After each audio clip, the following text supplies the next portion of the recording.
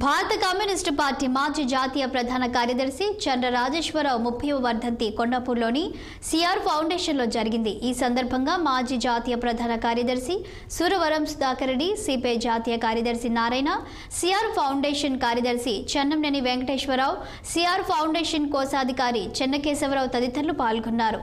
CR ఫౌండేషన్లోని చంద్ర రాజేశ్వరరావు విగ్రహాన్ని సందర్శించి నివాళులతో మరోసారి ఆయనని మననం చేసుకున్నారు।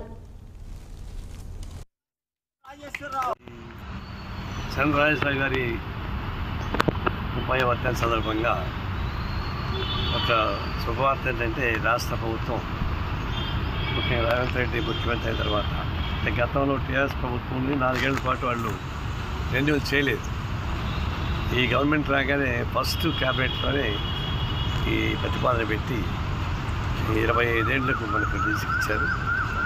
దీన్ని మనకు అలా చేయడానికి ట్రై చేశారు। కోర్టులో కొన్ని కేసులు ఉన్నాయి వేరే వాళ్ళవి, అందువల్ల తాత్కాలికంగా మనకు ఈ 25 ఏళ్ల పాటు మనకు రిలీజ్కి ఇచ్చారు। రిలీజ్ అమౌంట్ కూడా తక్కువే, అప్పుడు చిన్నటి 3,000 రూపాయలకే ఇచ్చారు, ఎక్కువ ఇది।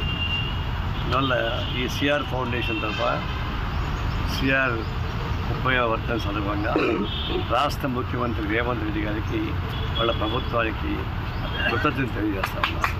ఈ చంద్ర రాజేశ్వరరావు గారి 30వ వర్ధంతి సందర్భంగా ఒక శుభవార్త ఏంటంటే రాష్ట్ర ప్రభుత్వం ముఖ్యంగా రేవంత్ రెడ్డి ముఖ్యమంత్రి అయిన తర్వాత గతంలో టీఆర్ఎస్ ప్రభుత్వం 4 ఏళ్ల పాటు వాళ్ళు రెన్యూ చేయలేదు। ఈ గవర్నమెంట్ రాగానే ఫస్ట్ క్యాబినెట్లోనే ఈ ప్రతిపాదన పెట్టి 25 ఏళ్లకు మనకు తీసుకొచ్చారు। దీన్ని మనకు అలా చేయడానికి ట్రై చేశారు। కోర్టులో కొన్ని కేసులు ఉన్నాయి వేరే వాళ్ళవి, అందువల్ల తెలంగాణలో సాయుధ పోరాటానికి అవసరమైనటువంటి ఒక నేపథ్యాన్ని ఆయన ఏర్పాటు చేశారు। సాయుధ పోరాటంలో స్వయంగా పాల్గొంటారు। పోరాట విరమణ సందర్భంగా అడవుల్లోకి వెళ్ళి సాయుధ పోరాటం సాగిస్తున్నటువంటి దళాలకు కన్విన్స్ చేసి పోరాటాన్ని ఉపసంహరింపజేశారు।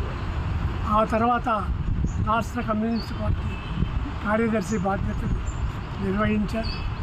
మళ్ళీ జాతీయ బాధ్యతలు దాదాపు 25 సంవత్సరాల పాటు నిర్వహించారు।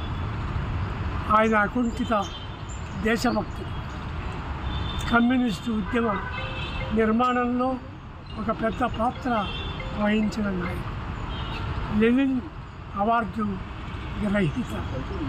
వారికి మనం జ్ఞాపకం